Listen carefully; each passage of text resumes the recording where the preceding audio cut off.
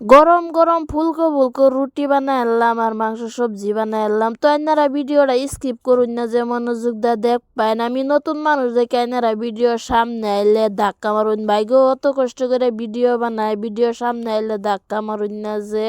তো এই যে খাওয়া দাওয়া শেষ করে পরে কই যে হাজবেন্ডে কইতাছে রুটি বানাইতাম আরো মাংস বানাইতাম।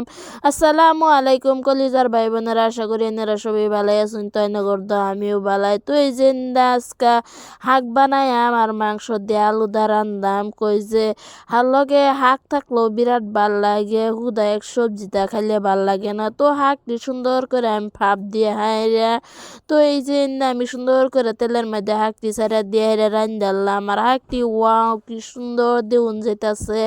আজকে শাকটা বিরাটই লবণীয় হয়েছে, দেখাত বিরাটই সুন্দর। সারাদিন রোজা রাইখা হাইরা সন্ধ্যাবেলা ইফতারের টাইমে অল্প জাল জুল খাইলে বিরাটে ভাল লাগে। কইতাছি শাক বানাইতাছি আর তাকে আর ভাইয়া কইতাছে মুরগির মাংস বানাও আর রুটি বানাও। তো ইন্দা রুটির কাইগুল্লাইরা থয়ে দিলাম, থয়ে হাইরা শাকটাও নামাই আনলাম। নামাই হাইরা পরে কই যে এই যে মাংসটা সুন্দর করে ভাজ্যা হাইরা রান্ধি। আর মাংসটা অল্প ঝুল বানাইলে সুন্দর করে ভাজ্যা হাইরা যদি লুন লেম্বু দা দইয়া হাইরা যদি ভাজ্যা হাইরা রান্ধুন বিরাটই আর কি ভাল লাগে, খাইতেও বিরাট ভাল লাগে। ব্রয়লার বুল্লা দরুনি জানা।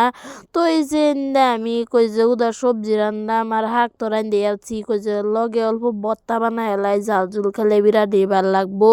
তো বত্তা লাগেও আমি বাস করে থয়ে দিছি। তো কই যে আগে এডি রান্ধা লই পরে বত্তাটা বানাই।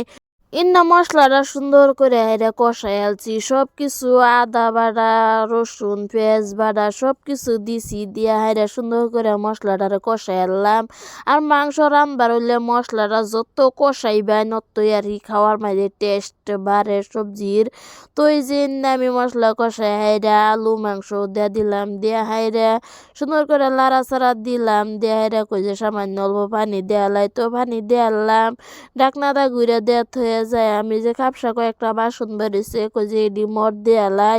তো আমি এডিও মর দেয়ালাম। পরে কই যে সবজি হইতে হোক। তো আমি রুটি গুল্লা থই দিছিলাম রুটির কাই। তো কই যে রুটি বানাইলাই। তো কয়েকটা রুটি বানাইছি আর দেখতাছি সবজি হয়েছে নাকি।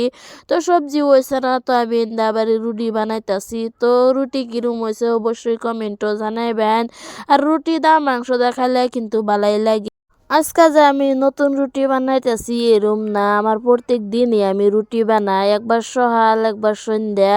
কেলে তাকি আর বাহে রুটি বালাফা ভাত খানা সকালে আর বাটিবেলা রুটি খা সন্ধ্যাবেলা আর কি। তো তার লাগে আমি সব বেলায় রুটি বানাই। তো এই যে মাংসের সবজিও হয়ে গেছে, পরে মাংসের সবজিটা নামায় পরে কই যে রুটি খোলা এলাই।